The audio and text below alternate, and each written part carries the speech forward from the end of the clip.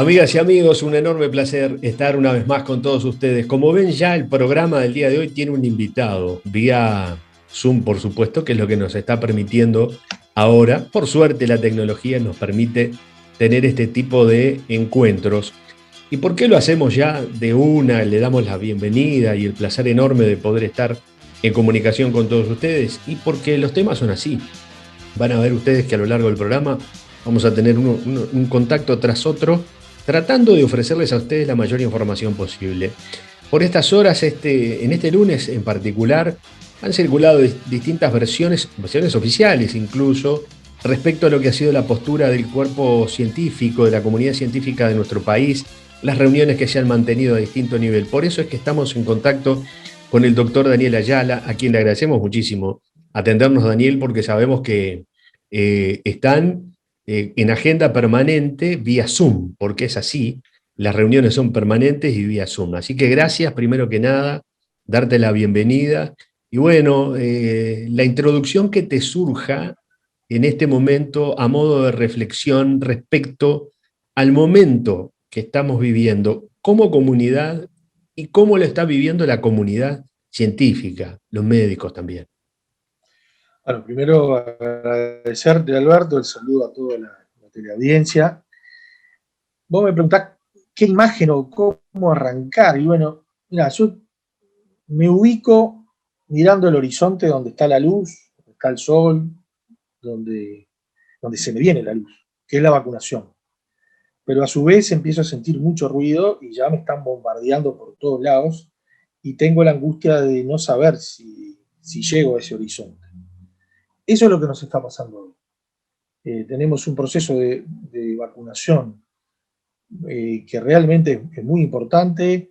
Si no tuviéramos las cifras que tenemos, estaría hablando el mundo de Uruguay por la cantidad de gente que se ha vacunado. Tenemos 500.000 personas al día de hoy vacunadas, ¿tá? En primera dosis. Pero, ¿cuál es la contracara? O sea, tenemos las dos caras de la moneda. Una es ese proceso de vacunación. El otro es el momento peor, el peor momento de la pandemia que vivimos en Uruguay desde el 13 de marzo del 2020. Pero no solamente el peor, sino, no en cuanto al momento, sino lo que se puede venir. O sea, nosotros estamos ahora, el cuerpo médico, quizás hasta acusado, entre comillas, por generar alarma, por quizás exagerar esta situación. Pero estamos en un momento en el cual batimos récord de casos todos los días, batimos récord en ocupación de cama de CTI todos los días, batimos muertos todos los días. Prácticamente esto es una constante desde hace 4 o 5 días. Esa es la realidad. Y yo creo que para las dos cosas debemos de prepararnos. Para vacunarnos, como no, y sin duda en la primera ocasión que podamos, para esperar después que la vacuna sea efectiva en el pasar del tiempo y cuando buena parte de la población se vacune, pero hoy a tener conciencia, porque hay una muy baja percepción de riesgo de la situación muy complicada. Una vez me mordí por decir algún adjetivo que de repente después puede utilizarse, porque no queremos adjetivar, lo que queremos decir es que estamos en un momento crucial y que puede llegar a ser la imagen de lo que vimos por televisión en otros países que no queremos que pase en Uruguay. Ahora, Daniel, un detalle a esto que nos estás diciendo. Esa imagen que se transmite de ver esa luz al final del túnel o al final del camino, eso de que estamos cerca, de que falta poco, ¿no incidirá también en que algunos ciudadanos, no todos, porque se tiende a generalizar en que la gente, como que si fuera una cuestión, una entelequia, la gente, un algo que hay ahí, un ente, eh, pero no servirá para que algunos, aquellos que quizá no tienen esa percepción del riesgo lo suficientemente desarrollada, digan, bueno, no viste que están diciendo que se va a solucionar todo. que nos vacunamos y estamos del otro lado. Sí, ¿Será sí, también sí, nosotros, necesario dar ese tipo de mensajes quizás más tal cual. impactantes, sin generar miedo? Porque el miedo ya lo tuvimos en marzo del año pasado.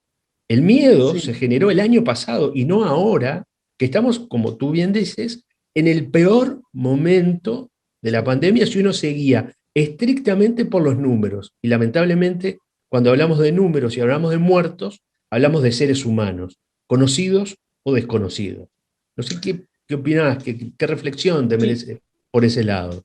Sobre la percepción de riesgo y la paradoja de la vacunación, sí, nosotros lo hablamos como Federación Médica del Interior, el Sindicato Médico de Florida integra la Federación Médica del Interior, estuvimos el jueves pasado con el presidente, y bueno, uno de los temas que dialogamos fue este, ¿no? Y fuimos muy enfáticos en esta baja de percepción de riesgo, que es multifactorial.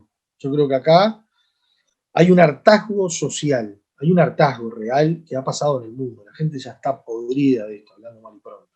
Porque una buena parte de los uruguayos siempre cumplieron a rajatabla todo lo que tenían que hacer. Pero por diversas razones, de verdad, se pudrieron, es un hartazgo que pasa en todos los países y eso es inevitable. Eso por un lado. Segundo, creo que no ha habido señales claras desde los mensajes que ha habido en las campañas y a nivel incluso gubernamental. Nosotros lo manejamos con el propio presidente, que él había dejado de salir en los últimos meses y las veces que el mensaje se daba a la población era de la vacunación y de las posibilidades que había de que la salida estaba muy cerca. Eso por un lado. Después, yo creo que sí, que la vacunación, en parte, da una falsa sensación de seguridad. Porque si encima todavía es en 2 dosis y hay gente que capaz que interpreta que ya después de la primera dosis ya está y ya puede hacer vida normal o ya se terminó, pero además si encima le agregamos que después de la segunda dosis y hasta por un tiempo prudencial para adelante debemos de seguir manteniendo los mismos cuidados del uso de tapabocas, de todo el tema de la higiene de manos, del uso del alcohol en gel, del distanciamiento físico, más se complica. Entonces yo creo que es multifactorial, pero algo hay que hacer para aumentar esa percepción de riesgo. Lo que ocurrió esta semana con respecto a eso es que los colectivos, el colectivo médico, el colectivo y más allá de los médicos, porque ahí está también la escuela de enfermería, los psicólogos, los odontólogos, diría que buena parte de los equipos de salud, del equipo de salud, bueno, se plantó a decir esto, ¿no? O sea, hay saturación de camas de CTI, tenemos problemas con los hisopados, los testeos no están llegando en tiempo y forma, hay problemas en la puerta de emergencia, hay alta cantidad de bajas en el equipo de salud, ya sea por cuarentena o por causa de la propia infección. Y bueno, eso fue como un grito de auxilio, si se quiere, para poner las cosas en ese lugar que queremos. Porque acá tampoco, y tenemos que ser muy conscientes, tenemos que ser conscientes que uno reclama medidas de mayor restricción de la movilidad del gobierno. Sí, las reclamamos el jueves, las reclamamos con esta salida pública de todas las sociedades científicas y los gremios, pero también somos conscientes que por más medidas que haya, las medidas pueden ayudar a bajar a aumentar la percepción del riesgo. Pero también hay una cuestión individual acá de la cual creo que nos tenemos que hacer cargo. Entonces el equilibrio es ante todo, ¿no? No es pedirle solo al gobierno, tampoco es echarle toda la culpa a la gente. Hoy volvió, perdón, no había activado el sonido. Hoy volvió por parte del presidente la palabra cuarentena. No es lo que están planteando las sociedades No, no, científicas. no, no, no, Es decir, absolutamente. ¿por Acá dónde va? Es decir, cuando se pide acá disminuir la movilidad. el tema de la cuarentena general es un término que quedó bastardeado y que cada uno lo usa cuando le conviene y como le conviene. La Federación Médica del Interior jamás pidió cuarentena general ni toque de queda famoso, ese que le llaman. Jamás lo pedimos. Pero ahora, la comunidad científica, ahora, en esta declaración, en ningún momento hablamos de cuarentena obligatoria. Y a lo sumo, si queremos rotular lo que estamos pidiendo, es volver por un tiempo acotado al quédate en casa. Volver por un tiempo acotado al marzo-abril del año pasado. ¿Tá? Con las variantes del caso, pero en ese sentido lo decimos. Entonces, es una falsa oposición decir que estas son las medidas, las únicas que se pueden tomar, o si no, lo otro es la cuarentena obligatoria. En ese escenario, la FEMI no está, en ese escenario doy fe el resto de las sociedades científicas, el Sindicato Médico de Uruguay, todos los que firmamos esa declaración, allí se puede leer perfectamente, en ningún momento se habla de confinamiento absoluto ni de cuarentena obligatoria. Eso aprovecho la pregunta para dejarlo bien claro, porque ¿qué ocurre? Está pasando en este momento que la gente está confundida entre la baja percepción de riesgo, el que la vacuna me sirve o no me sirve, entre que tengo que esperar o no, entre que los hisopados me demoran, entre que cada vez tengo más gente conocida, familiares, amigos que están enfermos o que están cuarentenados. Y encima sale la sociedad la SUMI de CTI y los médicos a decir que estamos al borde de la saturación, y el Ministerio de Salud Pública sale a decir que estamos lejos de eso. Entonces, ¿a quién le cree? Yo creo que es momento de bajar todos un poco la pelota y ser conscientes de que estamos pasando por un momento muy complicado y bajar los decibeles desde todo punto de vista. A mí me parece eso. Bien, y Daniel, ¿qué lectura estás realizando por estos días, por estas horas, sobre todo por estas horas después del fin de semana, en esta semana tan especial, donde mucha gente tiene licencia, donde algunos pueden haber salido, otros pueden estar pensando en salir? ¿Qué lecturas es de Florida? ¿Qué está pasando en el departamento de Florida? Bueno, Porque por allí también, Florida, perdón, por sí. allí también puede bajar la percepción del riesgo, porque como no hubo datos ni se realizaron hisopados en las últimas horas o los últimos días, esto ha quedado demostrado en los comunicados oficiales, bajó el índice de Harvard, entonces dejamos de estar en rojo y estamos en naranja, entonces ya nos aliviamos, ¿verdad? Bueno, ¿Qué eso, lecturas es de Florida? bueno, la lectura que hago de Florida es la misma que de todo el interior, ¿no? O sea, pero particularmente en Florida nos pasó que desde cuando no teníamos ningún caso estábamos absolutamente convencidos de que estábamos protegidos por una fuerza superior en el cual jamás iba a llegar el COVID acá, hasta que nos pegara fuerte los 200 y pico de casos. Bueno, yo creo que deberíamos de aprender de que en ningún momento estamos a salvo, que justamente si en realidad bajamos en la escala de Harvard, lo que quiere decir es que hay que seguir haciendo lo mismo, porque podemos subir perfectamente. Y eso no cambia, es una cuestión de porcentaje, porque el virus está acá y circula. Nosotros en estos últimos días, como en otros departamentos ha pasado, le está pasando al país, se ha perdido más del 50% del nexo epidemiológico de los casos.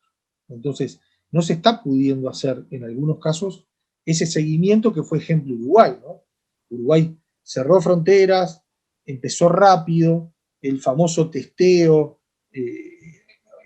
precoz, con la búsqueda de los contactos, el seguimiento y la cuarentena correspondiente. Eso ya no se puede hacer como debería de hacer con la cantidad de casos que tenemos, ¿no? Perdón, Ahí, Daniel, es sí. decir, que de cada 10 casos que hay, de 5 casos no sabemos de dónde vienen y hasta dónde fueron. Esa es la realidad, sí. Yo no sé si en Florida, te estoy diciendo lo general, lo que se maneja en general. Ojo, mirá que el 10-20%, porque también hay veces hay gente que esconde información, que no dice, pero el 10-20% siempre hubo. Después crecimos al 30 y al 40, y cuando están estas cifras tan grandes, no da abasto el sistema. Entonces, no da abasto el sistema de detección, de seguimiento, de los hisopados. A veces es el hacer el hisopado, pero sobre todo el cuello botella que tiene el país hoy es en los resultados del hisopado. Hay lugares en Uruguay que están demorando, bueno, acá en Florida demoran muchos días, más de 10 días. Y para el equipo de salud que nos está pasando y nos pasó en la última semana, hubo hisopados que demoraron 72, 96 horas. En cuarentena, colegas que dejaron de hacer policlínicas o de hacer guardias esperando el resultado que después fue negativo. Entonces, el cuello de botella lo tiene el sistema. Eso se lo planteamos al presidente también, dando ejemplos de lo que podía pasar en Salto, pero después que uno, naturalmente hay que ponerse en el lugar. Hay un laboratorio que tiene para procesar 3.000 muestras. Si a mí me llegan 4 o 5.000, es imposible que yo las pueda procesar en los tiempos que estaban antes. Entonces, por eso estamos haciendo una cantidad enorme de test, de los que salen, que vemos en los informes, ¿no? De 13, de 14, de 15, de 16.000. Pero ese es el sistema, los laboratorios están absolutamente a tope, ¿no? Y bueno, esa es la demora conlleva a que la gente no respete la cuarentena, a que haya pérdida de todo punto de vista económico, porque tiene que dejar de trabajar, y esa distorsión que crea en la vida familiar y en la vida de la persona de cada uno, en la vida personal, ¿no? Daniel, no quiero abusar de tu tiempo, así que te pediría, porque ha quedado muy claro cuál es el panorama, y además has sido testigo, si se quiere, privilegiado de esa ida y vuelta entre el Ejecutivo, en la reunión con el presidente de la República, y la comunidad científica, la comunidad médica, en la reunión que mantuvo FEMI con la calle hace unas horas atrás. ¿Qué le dirías a la gente de Florida que de repente hasta este momento no ha salido, porque todavía sigue trabajando, pero que va a tener su asueto durante esta semana?